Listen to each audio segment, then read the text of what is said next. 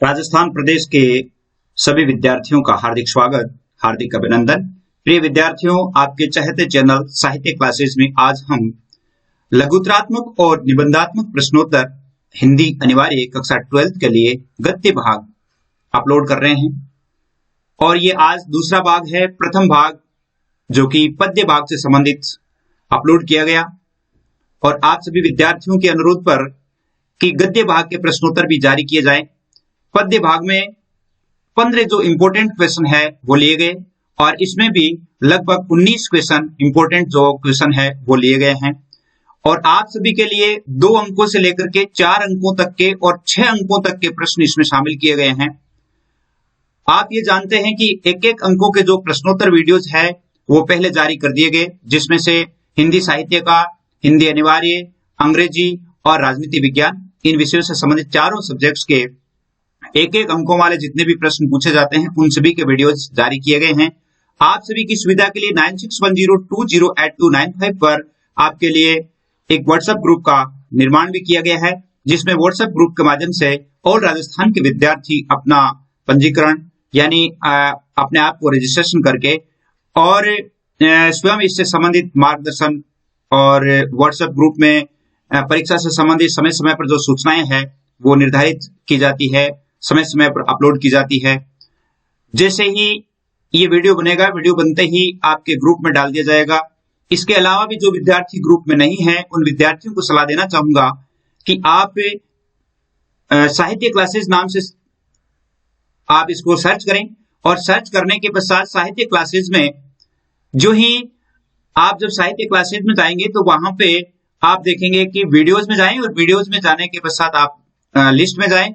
वहां पर वीडियोज की लिस्ट बनी हुई है जहां पर जैसे आप हिंदी अनिवार्य है तो हिंदी अनिवार्य से संबंधित, हिंदी साहित्य से संबंधित, राजनीति विज्ञान से संबंधित और अंग्रेजी से संबंधित सभी विषयों की अलग अलग बनी हुई है, लिस्ट बनी हुई है। तो वहां पर जाकर के भी आप इसे पढ़ सकते हैं। संपूर्ण पाठ्यक्रम आपके लिए अपलोड किया गया है, जिसमें जैसे अपन हिंदी अनिवार्य को होते हैं तो हिंदी अनिवार्य में आपके सर्जना के, पीयूष प्रवाह के, व्याकरण के सारे प्रश्नोत्तर है वो अपलोड किए गए हैं। यदि आप हिंदी साहित्य के लें तो हिंदी साहित्य में सरयू के, मंदाकिनी के, काव्य भाग के और आपका जो आधुनिक काल है उससे संबंधित सारे वीडियोज है वो अपलोड हैं। राजनीति विज्ञान के भी अंग्रेजी के संपूर्ण संशोधित पाठ्यक्रम के अनुसार सारे पाठ और मुख्य प्रश्न है वो अपलोड किए गए, तो आप वहां से भी देख सकते हैं। आप व्हाट्सएप ग्रुप के माध्यम से भी जुड़ सकते हैं, जिससे समय समय पर आपका मार्गदर्शन करता रहूंगा, ऐसी उम्मीद करता हूं। आज जो हमने प्रश्न लिए हैं, आज ये प्रश्न जो ले रहे हैं बहुत ही इंपॉर्टेंट प्रश्न है और इन प्रश्नों को आप अच्छी तरह से तैयार कर लें। मेरे विचार से आप जब इस वीडियो को आप 2 बार सुन लेंगे तो निश्चित रूप से ये 19 प्रश्न तो है जो बहुत ही महत्वपूर्ण है और परीक्षा में आने योग्य हैं, तो आप इनको तैयार कर लेंगे तो मेरे विचार से आप यदि दूसरे प्रश्न आएंगे तो भी आप इनकी मदद से हल कर पाएंगे। तो आप निश्चित रूप से इसको मनोयोग पूर्वक पूरा कंप्लीट देखें, कंप्लीट सुने, ताकि आपके लिए आपकी सफलता को निखारने में आपकी मदद कर सके। तो आइए चलते हैं प्रश्नों की तरफ। पहला प्रश्न देखिए, भीरुता किसे कहते हैं और धर्म भीरुता की प्रशंसा क्यों की जाती है? बहुत ही इंपॉर्टेंट प्रश्न है, इंपॉर्टेंट प्रश्न है। आप इसको कैसे लिखेंगे? भय जब स्वभावगत हो जाता है तब उसे भीरुता कहा जाता है। देखिए, अगर 1 नंबर का प्रश्न भी इसमें से आ सकता है कि भीरुता किसे कहते हैं, 1 अंक का प्रश्न आ गया, तो आप इसकी परिभाषा क्या लिखेंगे? भय जब स्वभावगत हो जाता है तो उसे भीरुता कहते हैं। भीरुता को भारी दोष माना जाता है, विशेष रूप से पुरुषों में। स्त्रियों की भीरुता अथवा कायरता उसकी लज्जा के समान ही रसिकों के मनोरंजन की वस्तु रही है, यह आपकी पुस्तक में लिखा हुआ है। जो आप भय, जो रामचंद्र शुक्ल का जो पाठ है उससे आप देखेंगे, एक ही प्रकार की भीरुता ऐसी दिखाई पड़ती है जिसकी प्रशंसा होती है और वह है धर्म भीरुता। धर्म से डरने वालों की अपेक्षा धर्म की ओर आकर्षित होने वाले हमें अधिक धन्य जान पड़ते हैं। धर्म भीरु लोग ऐसा सोचते हैं कि ऐसा करने से अधर्म होगा और लोग उसकी निंदा करेंगे, इसलिए वे किसी भी बुराई से दूर रहने का प्रयास करते हैं और सदा श्रेष्ठ आचरण करने की चेष्टा करते हैं। क्यों? क्योंकि धर्म का पालन करने से व्यक्ति सद्गुणी बन जाता है, उसमें सत्यता, ईमानदारी, परोपकार आदि का समावेश होने से वह प्रशंसा का पात्र बन जाता है। अतः भीरुता दोष है, जबकि धर्म भीरुता सद्गुणी व्यक्ति की पहचान मानी गई है, जो किसी भी बुराई से यही समझकर पीछे हटते हैं कि ऐसा करने से अधर्म होगा। तो भीरुता यानी धर्म भीरुता की प्रशंसा क्यों की जाती है? आपको देखिए, सबसे पहली बात बता दूं, उत्तर लिखने के लिए आपकी शैली अच्छी होनी चाहिए। अच्छी शैली से ही अच्छे अंक प्राप्त होते हैं। यदि आप अच्छी शैली में नहीं लिखेंगे तो प्रश्न के पूरे अंक नहीं मिलते हैं। तो इसलिए आप शैली को समझें। आशंका और भय में क्या अंतर है? ये 2 अंकों का प्रश्न पूछा जा सकता है। ये 4 अंकों वाले में प्रश्न पूछा जा सकता है। किसी भावी आपत्ति की भावना अथवा दुख के कारण का पता चलने पर मन में उत्पन्न होने वाले आवेगपूर्ण अथवा स्तंभकारक मनोविकार को भय कहते हैं। ये भय की प्रशंसा है। और आशंका एक ऐसा आवेग रहित मनोविकार है जो दुख की संभावना के अनुमान से ही उत्पन्न हो जाता है। अब आशंका और भय में हम कैसे देखेंगे? भय का मतलब है कि हमारे शरीर में जब भय उत्पन्न हो जाता है तो हम उस काम को रोक देते हैं, यानी, और आशंका मन में बनी रहती है। हालांकि आशंका रहती है लेकिन हम उस काम को करते जाते हैं। बस मुख्य अंतर यही है। समस्त मनुष्य जाति की सभ्यता के विकास का यही क्रम रहा है। भय के संदर्भ में शुक्ल जी के इस कथन को स्पष्ट कीजिए। इंपॉर्टेंट प्रश्न है, बहुत ही इंपॉर्टेंट है, और ये लाइन भी इंपॉर्टेंट है। असभ्य तथा जंगली जातियों में भय अधिक होता है। उनको अपरिचित तथा अज्ञात लोगों और वस्तुओं से दूर रहकर या दुख पहुंचने का डर रहता है। मनुष्य में ज्ञान, शरीर तथा मन की शक्ति बढ़ने से वह स्वयं दुख से दूर रखने में समर्थ होता है। उसका अनेक मनुष्य तथा नवीन वस्तुओं के संपर्क में आने से अभ्यास बढ़ता है। ऐसी स्थिति में उनके प्रति भय का भाव भी कम हो जाता है। इस प्रकार सभ्यता के विकास के साथ साथ भय भी कम होता जाता है। यानी समस्त मनुष्य जाति की सभ्यता का विकास का यही क्रम रहा है। यानी भय है वो कम होता जाता है। भय कैसे कम होता है? जब हम एक दूसरे के संपर्क में आते हैं। संपर्क बढ़ने से भय भी कम होता है। जैसे जंगली जातियां जो होती है वो एक दूसरे को भी मारने पर उतारू हो जाती है। क्यों? क्योंकि उनका संपर्क एक दूसरे से नहीं होता है। अब देखिए, बड़ा प्रश्न है ये जो 6 अंकों वाले प्रश्नों में से है। असभ्य तथा जंगली जातियों में भय अधिक होता है, क्यों? उनके समाज में देवताओं की पूजा भी भय की भूमिका पर की जाती है, या भय की भूमिका पर प्रकाश डाली। असभ्य और जंगली जातियों में भय अधिक होता है। जंगली लोगों का परिचय क्षेत्र बहुत सीमित होता है। ऐसी अनेक जातियां हैं जिनमें कोई 20-25 से अधिक लोगों को नहीं जानता। बहुत सारी ऐसी जातियां होती है जो अपने आसपास के लोगों को नहीं जानते। उसे 10-12 कोस दूर रहने वाला कोई जंगली मिल जाए और उसको मारने दौड़े तो वह दौड़कर अपनी रक्षा कर लेता है। यह रक्षा तत्कालीन और सर्वकालीन भी हो सकती है। परिचय का सीमित होना ही भय का कारण होता है। सीमित परिचय होता है तो व्यक्ति को भय अधिक होता है। जंगली जातियों में भय की भूमिका महत्वपूर्ण होती है। वे जिससे डरते हैं उससे रक्षा के लिए ही उसका सम्मान भी करते हैं। उनके देवता भय के कारण ही कल्पित होते हैं। वे कष्ट से रक्षा के लिए किसी शक्ति की कल्पना कर लेते हैं तथा उसकी पूजा करते हैं, उससे प्रार्थना करते हैं कि उनको कष्ट से बचाएं। भय और भय उत्पन्न करने वाले का सम्मान करना असभ्यता का सूचक है।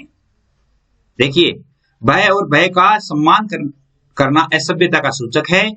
पूजा पद्धति के जन्म में भी भय की भावना का प्रमुख स्थान है। देवता शक्तिशाली होते हैं तथा वे किसी को भी पीड़ा पहुंचा सकते हैं। इस पीड़ा से बचने के लिए उनका सम्मान किया जाता है। हमारी ये धारणा होती है कि देवता बहुत शक्तिशाली होते हैं और हमारे ऊपर दोष कर देंगे और जिससे हम पीड़ित हो जाएंगे, हमें नुकसान होगा, तो इसलिए हम देवताओं का सम्मान करते हैं, प्रसाद चढ़ाते हैं और भी बहुत सारी पूजा करते हैं, जबकि देवता किसी को नुकसान नहीं पहुंचाते हैं। उनको प्रसन्न रखा जाता है, उनकी पूजा की जाती है। यही कारण है कि सभ्यता और शिक्षा के विकास के साथ धर्म के प्रति लोगों की रुचि कम होती जा रही है। देखिए अगला प्रश्न, मनुष्य के भय की वासना का परिहार कैसे होता है? ये 4 अंकों का प्रश्न आपके आएगा। किसी भावी आपत्ति अथवा दुख के कारण के साक्षात्कार से मनुष्य के मन में भय का भाव उत्पन्न होता है। अब भय किसे कहते हैं, इसकी परिभाषा आप यहां से लिख सकते हैं। किसी भावी आपत्ति अथवा दुख के कारण के साक्षात्कार से मनुष्य के मन में भय का भाव उत्पन्न होता है। आरंभ से ही वह अपने आसपास दुखपूर्ण वातावरण फैला देखता है। उस दुख से बचने के लिए या बचने के उपाय का ज्ञान न होने से उसमें भय पैदा हो जाता है। जब बच्चा छोटा होता है तो सभी से डरता है। वह किसी अपरिचित को देखकर घर में घुस जाता है। पहली बार सामने आने वाले व्यक्ति तथा अज्ञात वस्तुओं के प्रति उसके मन में भय की भावना भी बनी रहती है। मनुष्य के मन में इस भय के भाव का निवारण धीरे धीरे ही होता है। शारीरिक शक्ति बढ़ने के साथ ही उसका आत्मबल भी बढ़ता है, शनै शनै उसका ज्ञान बल भी बढ़ता है।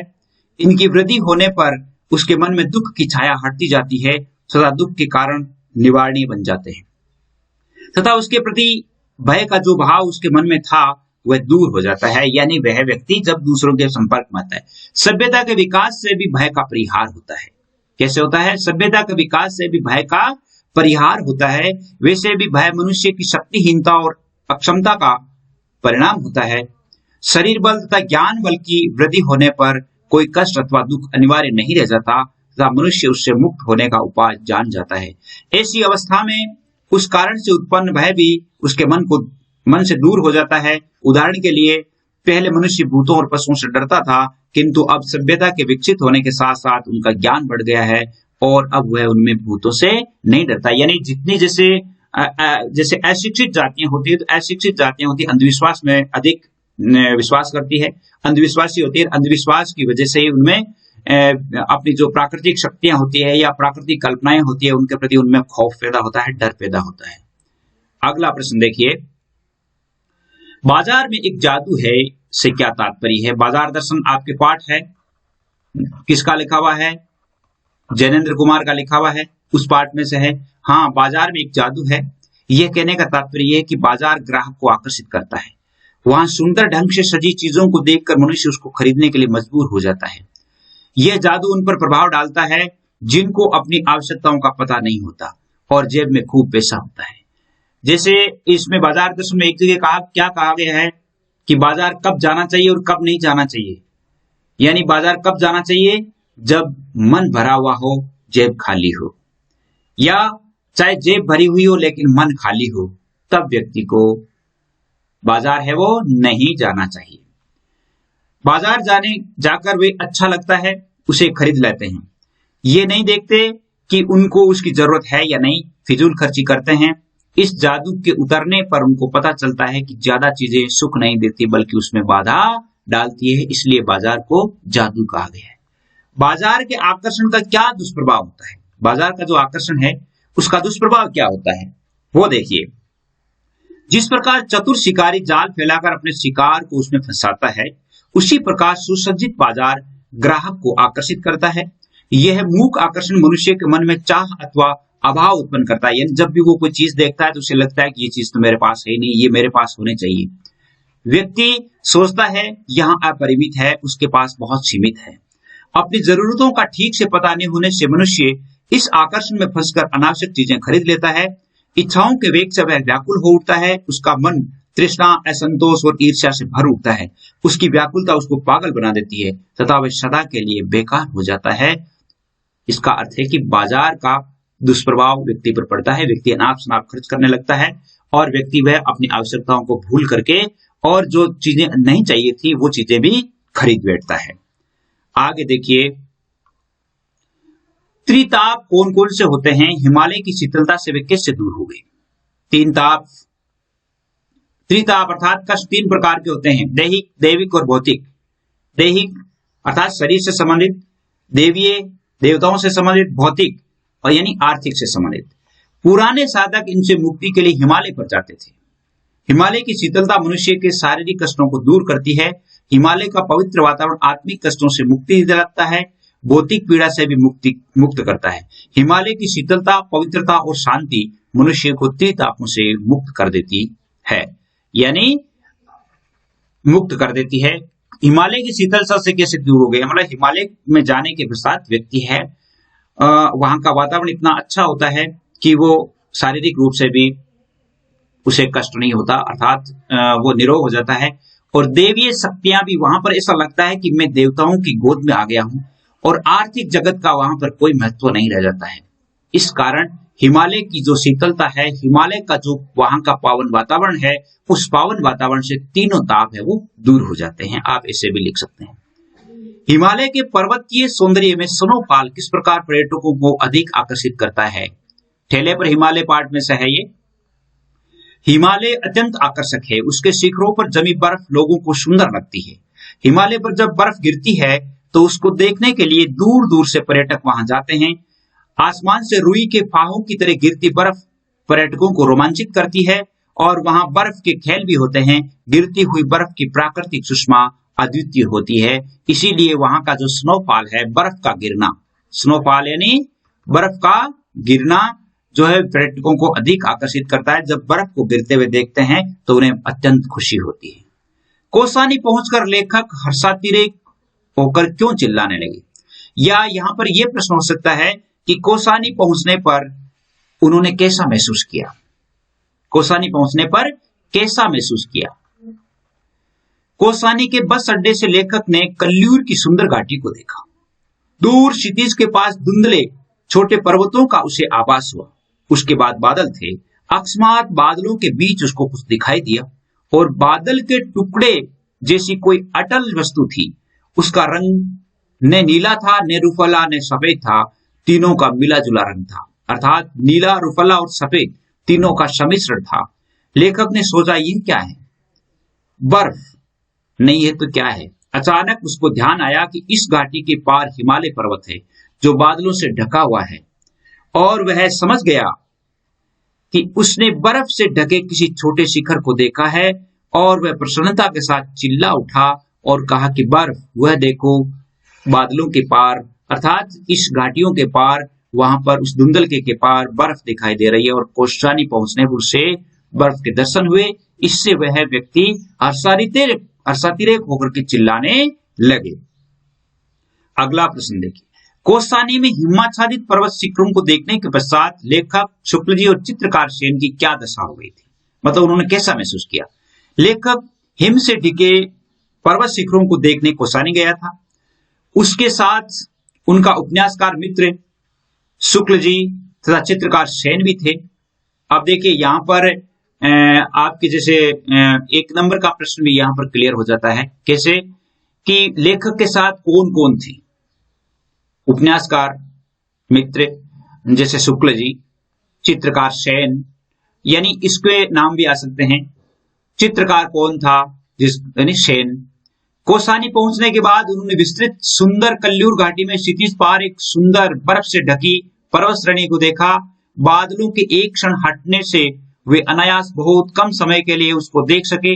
हिम दर्शन का लेखक शुक्ल जी तथा सेन पर अलग अलग प्रभाव पड़ा, अलग अलग तरह से। उपन्यासकार मित्र पर क्या प्रभाव हुआ, इसका उल्लेख इस लेख में नहीं है। लेखक को हिम शिखर देखने के बाद हल्का सा विस्मय हुआ। फिर यह निश्चय होने पर कि वह बर्फ ही थी, तो वह हर्षातिरेक से चिल्ला उठा। उसकी खिन्नता, निराशा, थकावट सब छुअंतर हो गई, अकस्मात ही दूर हो गई। वह व्याकुल हो उठा, उसका हृदय धड़कने लगा। शुक्ल जी पर इसका कोई उत्तेजक प्रभाव नहीं पड़ा, वह शांत रहे, लेखक की ओर से देखकर मुस्कुरा रहे थे। चित्रकार सेन बहुत प्रसन्न थे, बच्चों की तरह चंचल हो उठा, चिड़िया की तरह चहक रहा था, और वह रविंद्र की कोई पंक्ति गा रहा था और सहसा शीर्षासन करने लगा और कहने लगा कि हम सिर के बल हिमालय को देखता है। यानी लोग तो जो है वो पैरों के बल हिमालय को देखते हैं, लेकिन मैं सिर के बल हिमालय को देखूंगा। तौलिए एकांकी की मूल संवेदना अपने शब्दों में लिखिए। बहुत ही इंपॉर्टेंट प्रश्न है। इससे संबंधित कोई दूसरा प्रश्न आए तो भी आप इससे उत्तर के आधार पर लिख सकते हैं। इस एकांकी में शिष्टाचार, सभ्यता और तहजीब के नाम पर फैल रहे आडंबर, खोखलेपन को बखूबी व्यक्त किया गया है। हमारी जीवन शैली में आ रही कृत्रिमता व दिखावटीपन को व्यक्त किया गया है। साथ ही शिथिल होते हुए रिश्तों की प्रगाढ़ता को भी लेखक ने बखूबी व्यक्त किया है। एकांकी में सफाई के प्रति मधु के प्रदर्शनपूर्ण तथा बसंत के यथार्थ दृष्टिकोण को इसमें प्रस्तुत किया गया है। यानी वर्तमान जो सभ्यता में तहजीब के नाम पर, शिष्टाचार के नाम पर जो आडंबर फैल रहे हैं, खोखलापन फैल रहा है, उसको अभिव्यक्त करने का सुंदर प्रयास इनके द्वारा किया गया है। आगे देखिए। जोहड़ का मेला चिकट पानी पीने पर भी चूहा सेदनसा के निवासी स्वस्थ थे। क्यों स्वस्थ थे? चूहा सेदनसा के निवासी जोहड़ का मेला चिकट पानी पीते थे, परंतु वे स्वस्थ थे। इसके दो कारण थे। एक तो था कि वे अपने खान पान, शहद आदि पर ध्यान देते थे। वे दही लस्सी का प्रयोग करते थे। दही में बीमारियों के कीटाणुओं को मारने की शक्ति होती है। वे गंदगी में रहने को विवश थे। दूसरा कारण, गंदगी में रहने को विवश थे, मेला पानी पीना भी उनकी मजबूरी थी, किंतु इस कारण उनके शरीर में गंदगी को सहन करने से रोगों के प्रतिरोधक क्षमता भी बढ़ गई थी। इसका मेन कारण ये तो इतना प्रभावी नहीं, लेकिन ये कारण उनके खान पान और सेहत में वो लस्सी का प्रयोग करते थे, उनका खान पान अच्छा था, इसलिए बीमारी जो है या बीमारी जो रोगाणु है उन रोगाणुओं को मारने के प्रति उनकी जो प्रतिरोधक क्षमता है वो शरीर में बढ़ गई थी। एकांकी के आधार पर आज के तड़क भड़क और तकल्लुफ प्रधान जीवन पर अपने विचार व्यक्त कीजिए। ये बहुत ही इंपॉर्टेंट प्रश्न है, 6 अंकों का प्रश्न इसमें से आ सकता है। तौलिए शीर्षक एकांकी में सफाई की समस्या उठाई गई है। गंदगी को कोई प्यार नहीं करता, सबको सफाई अच्छी लगती है, परंतु समाज के गरीब वर्ग तथा संपन्न वर्ग के दृष्टिकोण में इस संबंध में भिन्न भिन्न होते हैं। प्रस्तुत एकांकी में मधु तथा बसंत इन दो वर्गों के प्रतिनिधि पात्र है, एक अमीर वर्ग से संबंधित है और एक गरीब वर्ग से संबंधित है। मधु जो कि एक अरिस्टोक्रेटिन संपन्न और बसंत निर्धन, यूं कह सकते हैं कि मध्यम वर्ग का है। बसंत के 6 भाई थे, वे एक ही तौलिए का प्रयोग करते थे, कभी बीमार नहीं होते थे।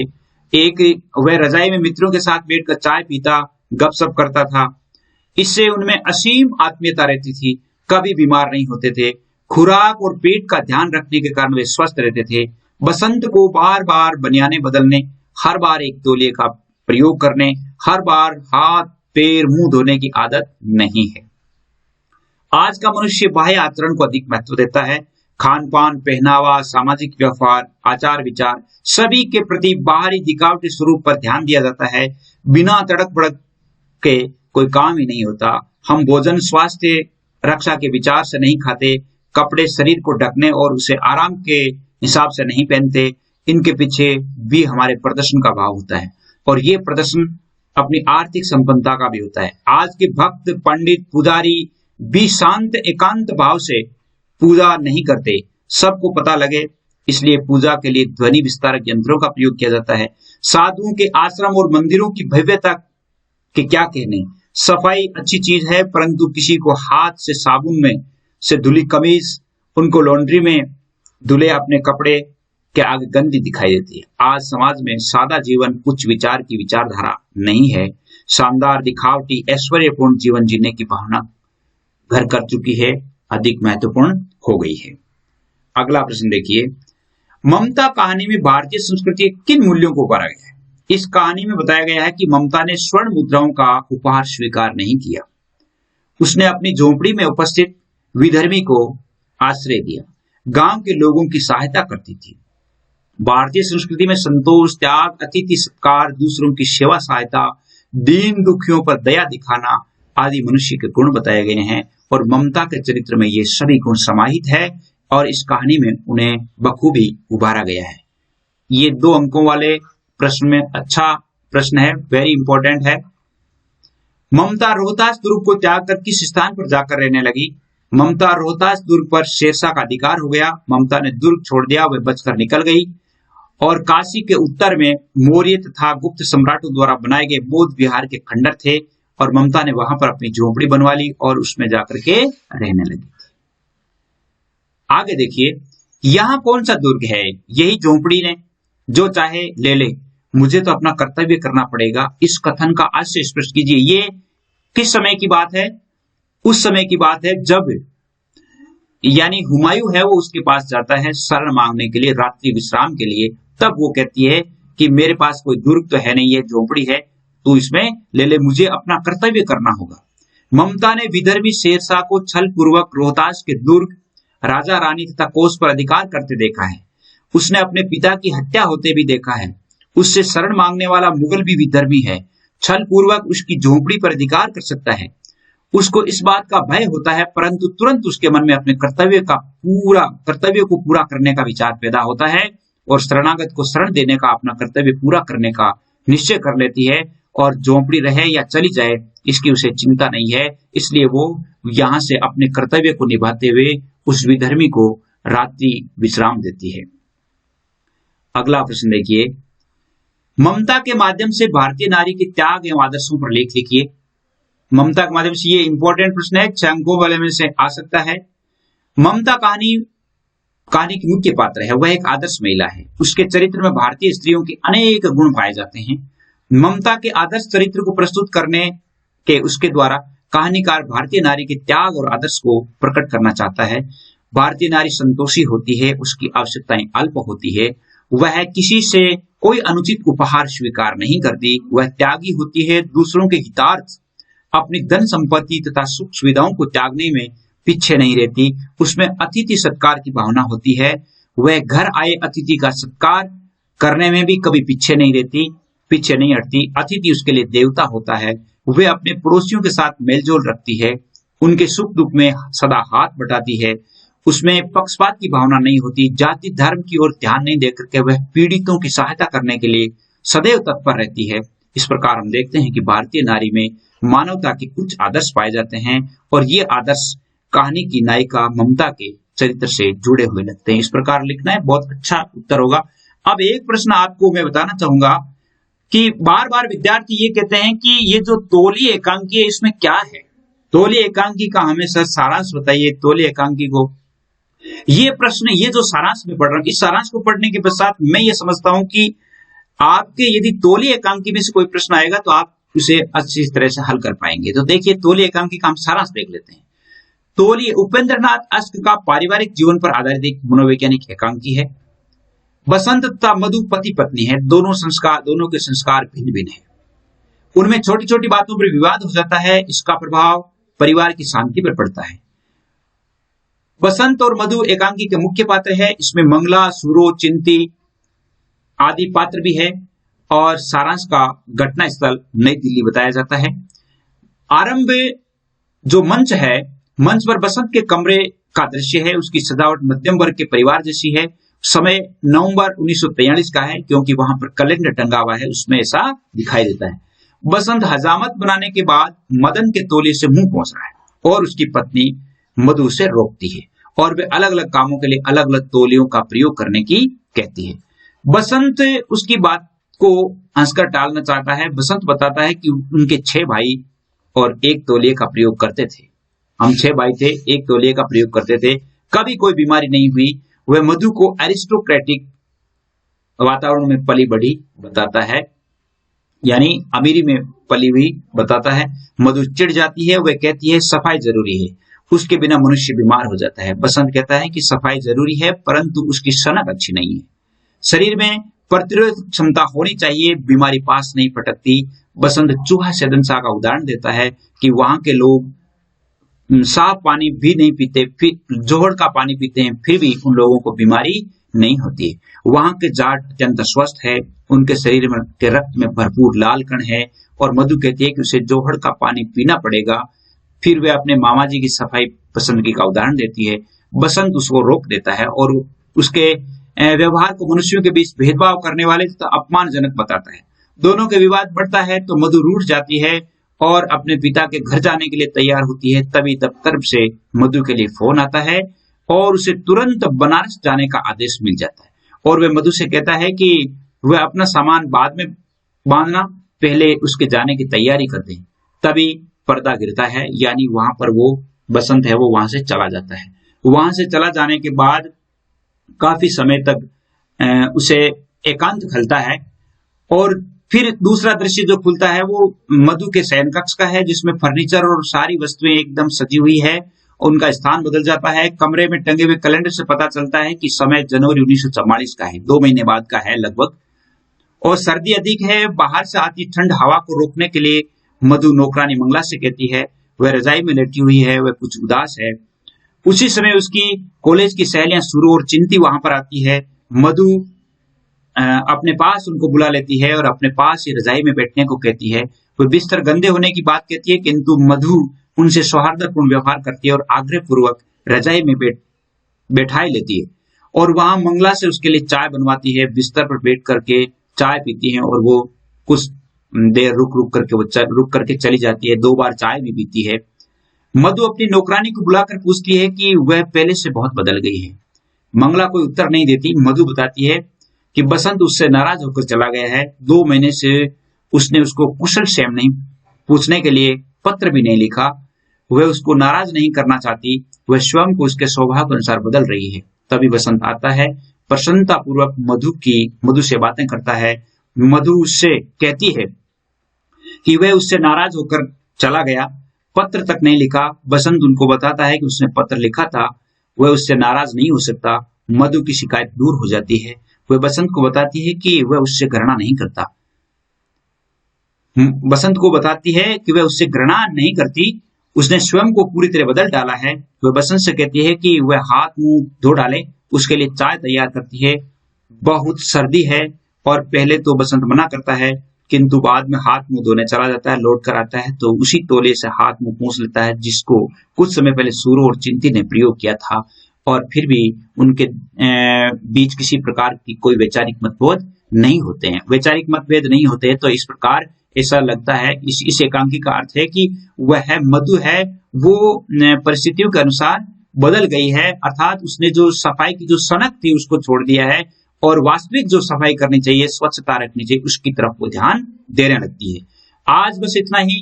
यूं कहता हूं कि ये 2 वीडियोज आप पढ़ लेंगे तो मेरे विचार से आपके हिंदी अनिवार्य का जो सर्जना है उससे संबंधित कोई भी प्रश्न आपके ऐसा नहीं होगा कि आप उसका उत्तर नहीं दे सकते। तो इसलिए आप अधिक से अधिक पढ़ें और इसको सब्सक्राइब करें। जय हिंद, जय भारत।